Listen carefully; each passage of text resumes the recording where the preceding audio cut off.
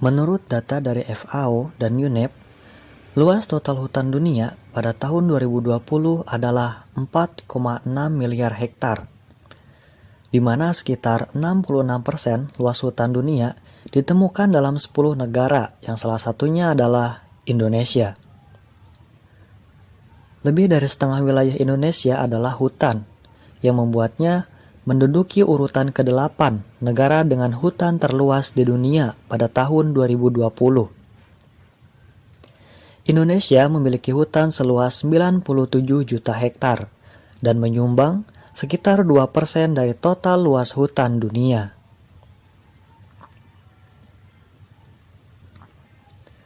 Hutan memiliki berbagai macam manfaat, baik yang dirasakan secara langsung maupun tidak langsung.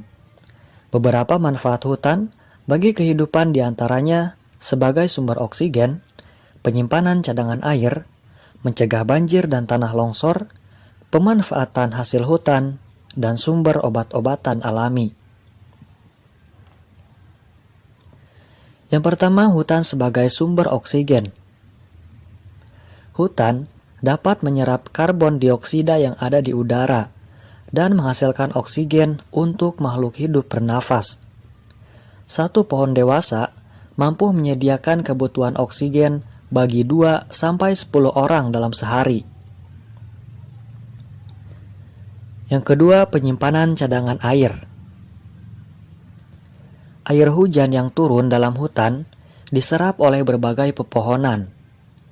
Tanah memiliki beberapa lapisan alami seperti batu dan pasir. Lapisan tersebut berfungsi menyaring air hujan sehingga menjadi bersih.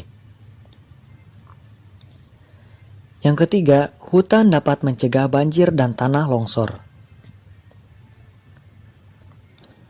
Sebagai daerah resapan air, hutan juga dapat mencegah banjir.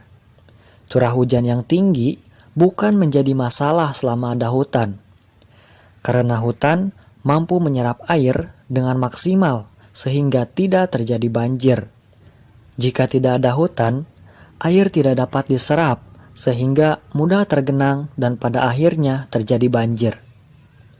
Selain itu, pepohonan yang ada dalam hutan mampu mencegah tanah longsor karena akar pohon mencengkram tanah dengan kuat.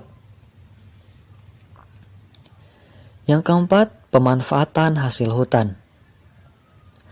Masyarakat dapat memanfaatkan hasil hutan, baik berupa kayu ataupun hasil hutan non-kayu seperti rotan, bambu, madu lebah, getah atau resin, buah-buahan, dan berbagai hasil hutan lainnya yang dapat memenuhi keperluan sandang, pangan, dan papan.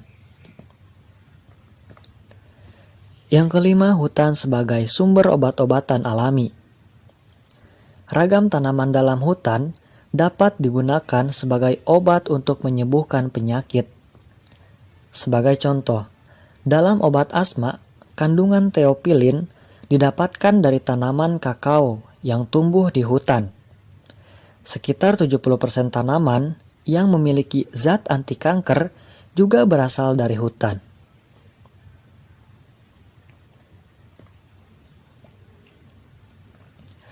Namun, di sisi lain, hutan tidak bisa terlepas dari deforestasi dan degradasi yang selalu mengancam kelestarian dari hutan itu sendiri.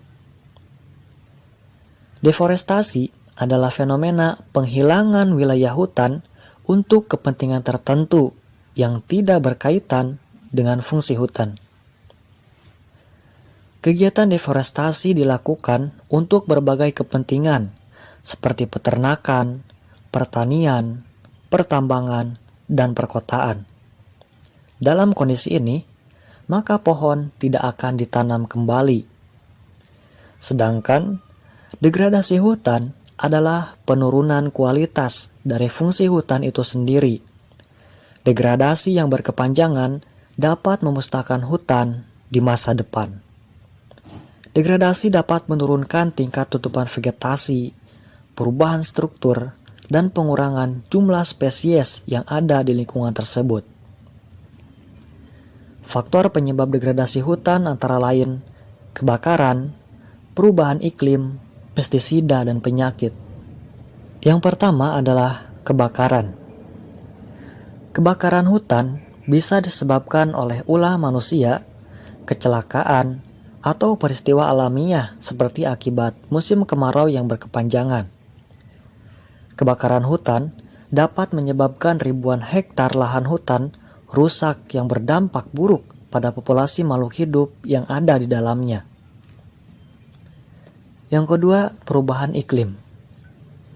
Iklim ekstrim dapat menyebabkan degradasi hutan dan mengeringkan saluran air di sekitarnya. Hewan-hewan bisa bermigrasi dan mengurangi kualitas ekosistem hutan.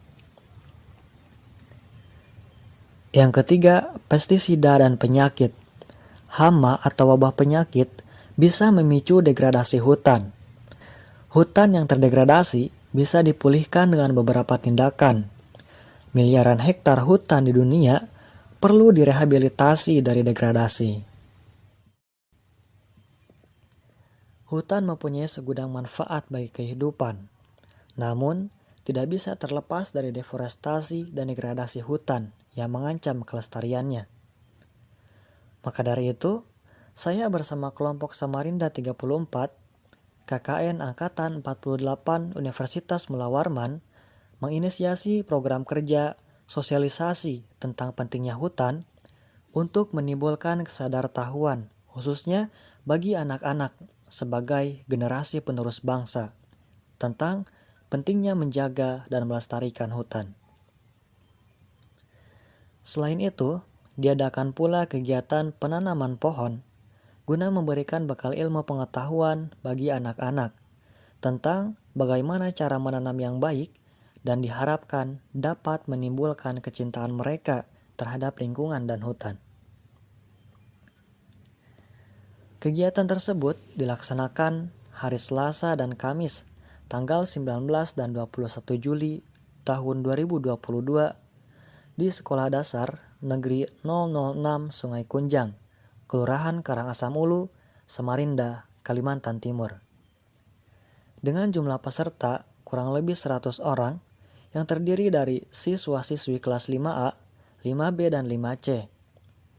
Program kerja tersebut dimulai dengan sosialisasi tentang pentingnya hutan yang disampaikan oleh Kak Santika Gunawan, mahasiswa Fakultas Kehutanan Universitas Mula Warman, Angkatan 2019, yang kemudian dilanjutkan dengan kegiatan penanaman pohon di lingkungan sekolah.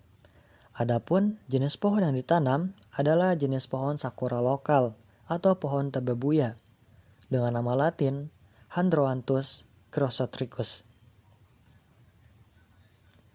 Harapan kami semoga kegiatan ini dapat menjadi salah satu langkah untuk menjaga kelestarian hutan bagi generasi mendatang.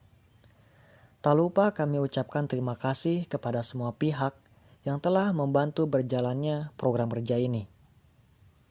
Sekian dan salam lestari.